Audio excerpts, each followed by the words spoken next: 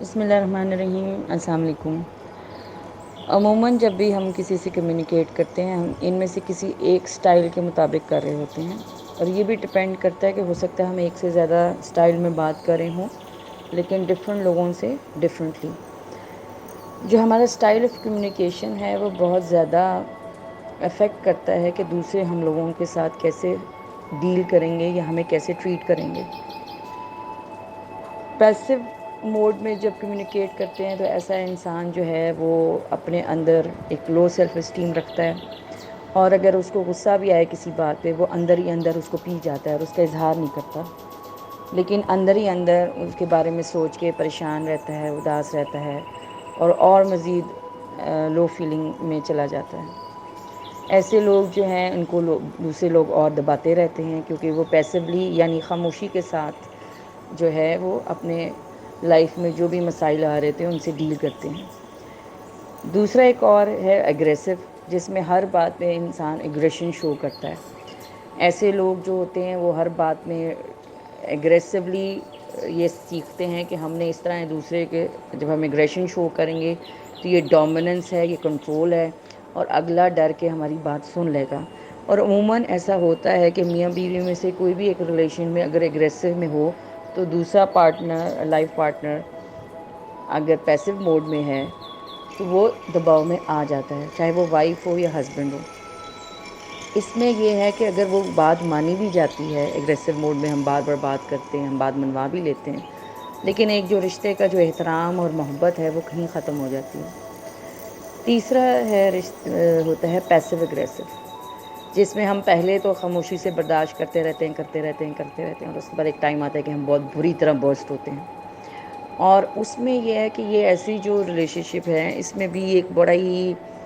Message ایک confusing سا جاتا ہے اگلے بندے کے، کہ پہلے تو کچھ نہیں کہا، مطلب پہلے بھی وہی بات ہوتی رہی ریپیٹڈلی، آپ خاموش رہے، اور اس کے بعد ایک ٹائم آیا کہ اسی بات پہ آپ برسٹ کر گئے۔ تو اس میں یہ کنفیوزنگ ایک میسیج آتا ہے کہ پہلے کیوں نہیں آپ نے کچھ کہا، اور اگر اب کہا ہے تو اتنا کیوں غصے سے کہا۔ تو وہ ایک یہ بھی ریلیشن شپ ڈیمیج کرتا ہے۔ اب چوتھا سٹائل جو ہے وہ ہے assertive، جو کہ ہمیں کوشش کرنی چاہیے ڈیولپ کرنا۔ assertiveness کا یہ مطلب نہیں ہے کہ ہر دفعہ آپ ہر ایک کو کہہ دیں گے جی تم یہ غلط کر رہے ہو، یہ موقع مناسبت کے ساتھ کہاں آپ نے سٹینڈ لینا ہے، کہاں خاموشی میں ہی بہتری ہے۔ تو یہ آپ نے خود اپنے ریلیشن شپ میں دیکھنا ہے کہ کہاں، چلو اگر ہم نے خاموش بھی رہ گئے، خاموش رہنے سے زیادہ فائدہ ہو رہا ہے اگر ہم خاموش ہو جاتے ہیں، لیکن کہیں پہ ہمیں بولنا ہے کہ آپ کا یہ رویہ یا آپ کی یہ بات یا طریقہ ایکسیپٹیبل نہیں ہے۔ جہاں آپ نو کرنا چاہتے ہیں، آپ تھکے ہوئے ہیں، آپ کام نہیں کرنا چاہتے، یا کسی نے کہا ہے آپ میرے ساتھ چلیں اور آپ نہیں جانا چاہتے کہ جی شاپنگ پہ، آؤٹنگ پہ، یا کوئی بھی کام پہ نہیں کرنا چاہتے، اور آپ کہیں گے نہیں، آپ کو یہ کہنا آنا چاہیے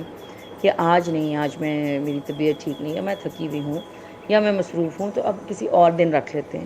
لیکن عموماً یہ ہوتا ہے کہ ہم چل پڑتے ہیں اور اس کے بعد دل ہی دل میں کٹتے رہتے ہیں، اور ہمیں غصہ آتا رہتا ہے کہ جی میں طبیعت ٹھیک نہیں، یا میرا موڈ نہیں تھا اور میں نے جانا پڑا ہے، اور کئی دفعہ ہم اس کی بیسس پر ریئیکٹ کر دیتے ہیں۔ اب یہ ہمارا ڈیسیجن تھا کہ ہم گئے، ہم کہہ نہیں سکے، لیکن غصہ ہمیں دوسرے پہ آ رہا ہوتا ہے، تو یہ بھی طریقہ ٹھیک نہیں ہے۔ اس سے بہتر ہے کہ ہم assertiveness سیکھیں کہ کہاں ہم نے نو کہنا ہے وہاں نو کرنا ہے۔ ہر دفعہ نو نہیں کرنا، سیلفش نہیں ہونا، بیلنس کرنا آپ نے خود سیکھنا ہے۔